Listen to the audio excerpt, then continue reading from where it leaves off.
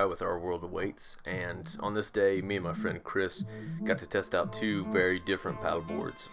Now, we tested out the entry-level Lifetime XL board, which is around $300 from most retailers, and then we got to test out the Jackson Supercharger, which is more of a river-based specific board from them, and it's around $700-800.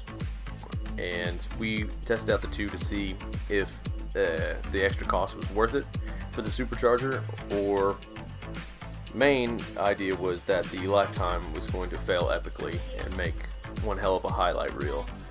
But in truth, it actually did fairly well.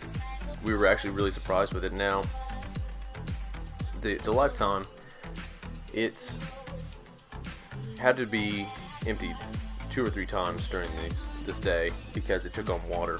It had a problem really dispersing water after you go through rapids, and with the thinner nose, it didn't really bounce out of the white water like the Supercharger did. And it's just a thinner hole. It's designed for flat water, so it's understandable.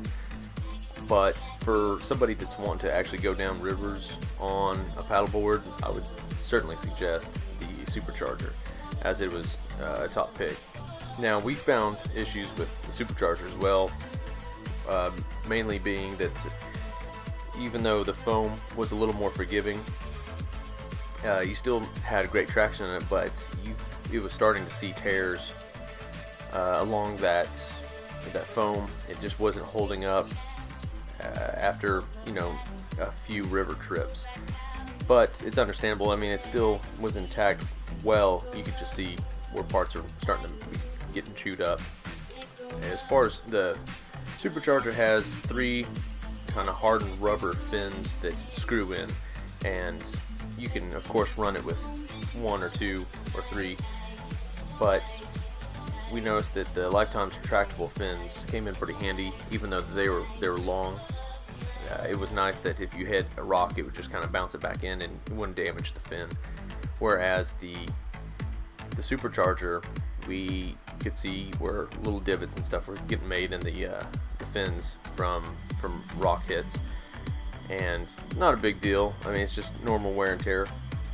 And we've really abused these boards to see what they could and couldn't hold up to.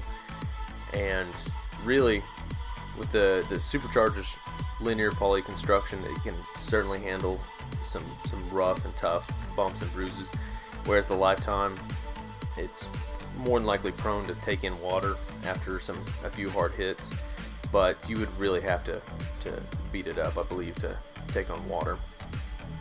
So really, overall, there's a few things like the Lifetime could use some handles in a few places. I do like the fact that the paddle can stick right to the board for moving it and carrying it. It's a lot easier and less cumbersome than with the Jackson.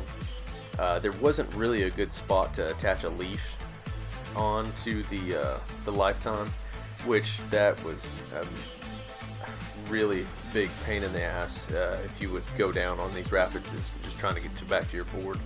So that was nice to have the nice thick sturdy rope handle there on the Supercharger to attach your leash to. But all in all, the consensus is that for somebody that's just wanting to get into paddleboarding, I think that you would be okay on short trips taking it down a river. It's still fun. I could still go shoot some of the rapids with it.